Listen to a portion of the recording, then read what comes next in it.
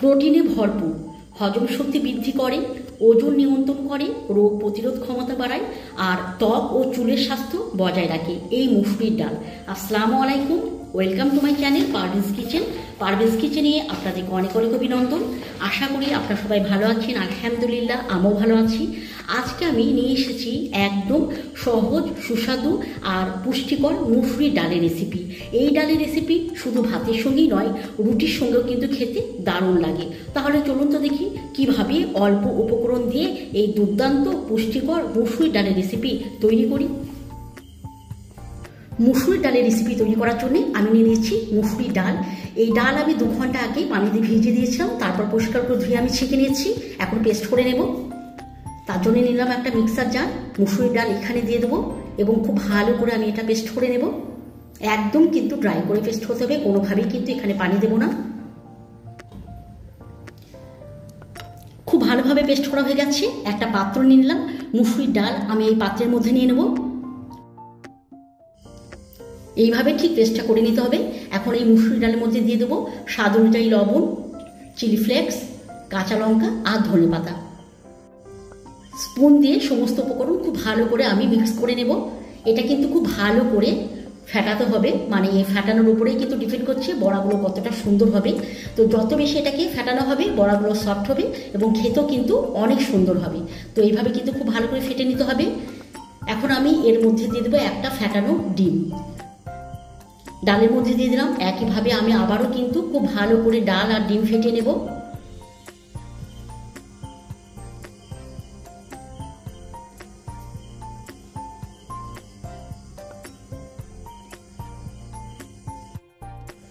খুব ভালোভাবে এটা ফেটানো হয়ে গেছে। রেস্টের জন্য আমি সাইডে 10 মিনিটের জন্য রেখে দেবো। আর আমি আবারও নিয়ে নিলাম মিক্সার জার, একটা মশলা তৈরি করে নেব। তো তার জন্য একটা দিয়ে দিলাম পেঁয়াজ, একটা টমেটো, রসুন, আদা আর আমি দিয়ে দেবো সামান্য পরিমাণে পানি। সব দিয়ে দিলাম। এখন খুব ভালো করে এটা পেস্ট করে নেব।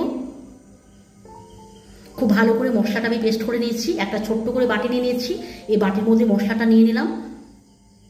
এখন এটাকে আমি সাইডে রেখে দেবো। আর আমি আবারও নিয়ে নেবো মুসুরির ডালের পেস্ট।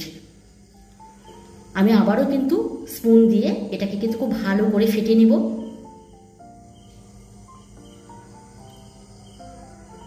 খুব ভালোভাবে এটা কিন্তু আবারও ফেটানো হয়ে গেছে। সামান্য পরিমাণে এখানে আমি দিয়ে দেবো বেকিং সোডা। তারপর কিন্তু আমি আবারও কিন্তু এটাকে খুব ভালো করে ফেটে নেব।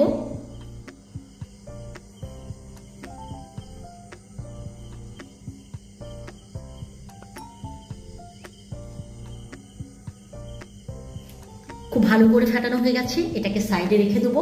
আর আমি এখানে নিয়ে নেবো 3টে চায়ের কাপ। দেখলেই বুঝতে পারবেন আমি যেহেতু এটাকে ভাপিয়ে নেব তাই এই কাপেরই প্রয়োজন। তো এখানে কাপ নিয়ে নিলাম এবং এই কাপের মধ্যে আমি দিয়ে দিলাম সামান্য পরিমাণে সরিষার তেল। আপনারা চাইলে পারে কিন্তু এখানে সাদা তেলও কিন্তু ইউজ করতে পারেন।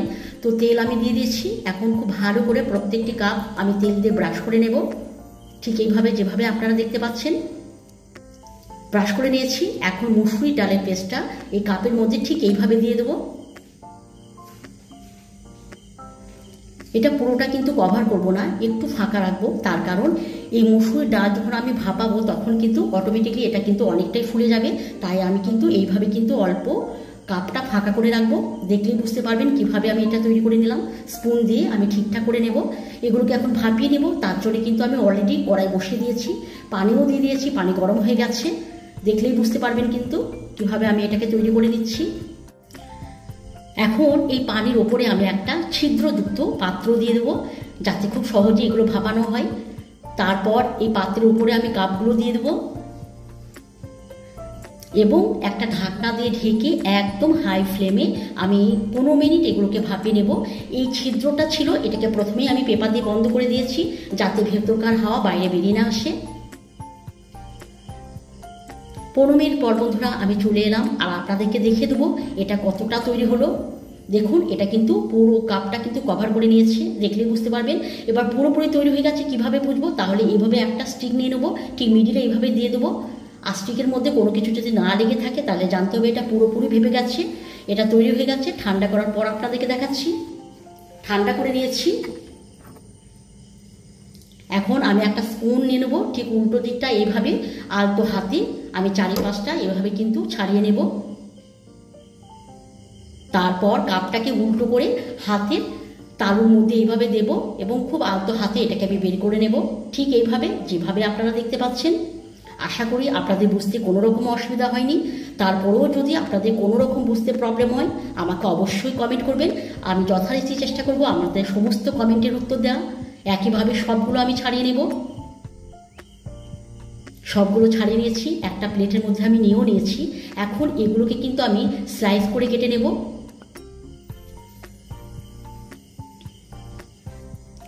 এইভাবে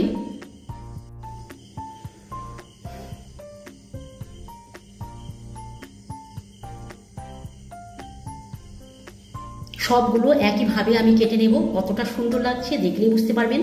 সবগুলো কেটে নিয়েছি। আপনারা চাইলে পারে কিন্তু বন্ধুরা এগুলো এভাবেও খেতে পারেন, এভাবে খেতেও কিন্তু খুবই সুন্দর লাগে। আর চাইলে গ্রেভিও তৈরি করে নিতে পারেন। আমি কিন্তু আজকে গ্রেভি তৈরি করে দেখাবো। তার জন্য কিন্তু আমি আবারও বসিয়ে দিলাম কড়াই। কড়াইয়ের মধ্যে দিয়ে দেবো সামান্য পরিমাণে সরিষার তেল। তেল গরম হয়ে গেলে এখানে ফোড়ন দিয়ে দেবো 1 চামচ জিরে, আর আমি দিয়ে দেবো কালো জিরে। একটু নাড়িয়ে নেবো। এটা যখন ভাজা ভাজা হয়ে যাবে তখন এখানে আমি দিয়ে দেবো যে পেস্টটা আমি তৈরি করে রেখেছিলাম, সেই পেস্টটা আমি এখানে দিয়ে দেবো। দেখুন মশলার পেস্টটা আমি এখানে দিয়ে দেবো। এখন সমস্ত মশলা এইভাবে কিন্তু আমি কিছুক্ষণ নাড়িয়ে নেব। কিছুক্ষণ নাড়াবার পর আমি এখানে দিয়ে দেবো হলুদের গুঁড়ো আর স্বাদ অনুযায়ী লবণ। তারপর আমি কিন্তু আবারও সমস্ত মশলা এইভাবে নাড়িয়ে নেব। 1 থেকে 1.5 মিনিট এইভাবে নাড়াচাড়া করার পর একে একে আমি সমস্ত মশলা দিয়ে দেবো। প্রথমে আমি দিয়ে দেবো রেড চিলি পেস্ট, ধনে পাউডার, গোলমরিচের গুঁড়ো আর জিরে পাউডার। সমস্ত মশলা আমি এখানে দিয়ে দিয়েছি। এখন খুব ভালো করে এটাকে আমি কষিয়ে নেব। মশলাটা যতক্ষণ পর্যন্ত তৈরি না হচ্ছে এইভাবেই কিন্তু আমি অনবরত নাড়তে থাকবো। মশলাটা কিন্তু পুরোপুরি তৈরি হয়ে গেছে। এখন আমি এখানে দিয়ে দেবো পানি। এই বাটির আমি 2 বাটি পানি এখানে অ্যাড করে দিলাম।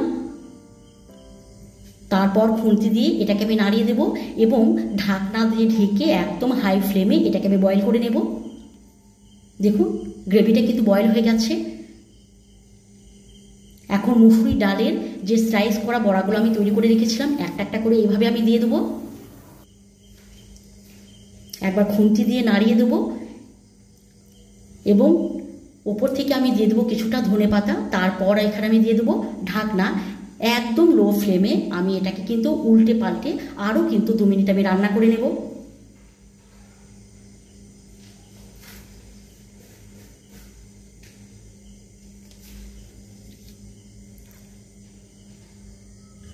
তাহলে বন্ধুরা আজকে আমার রেসিপি আপনাদেরকে কেমন লাগলো? আশা করি ভালো লেগেছে। যদি ভালো লাগে লাইক কমেন্ট অবশ্যই করবেন। আর মুসুরির ডাল দিয়ে তো আপনারা অনেকেই অনেক ধরনের রেসিপি তৈরি করে খেয়েছেন। একবার হলেও কিন্তু আমার এই পদ্ধতিতে এই রেসিপি তৈরি করে অবশ্যই খাবেন। আর কেমন হয়েছে আমাকে কমেন্ট করে জানাবেন। তাহলে বন্ধুরা আজকের মতো আসি, আবার অন্য কোনো দিন অন্য কোনো নতুন রেসিপি নিয়ে সাক্ষাৎ হবে। ভালো থাকবেন, সুস্থ থাকবেন। খোদা হাফেজ।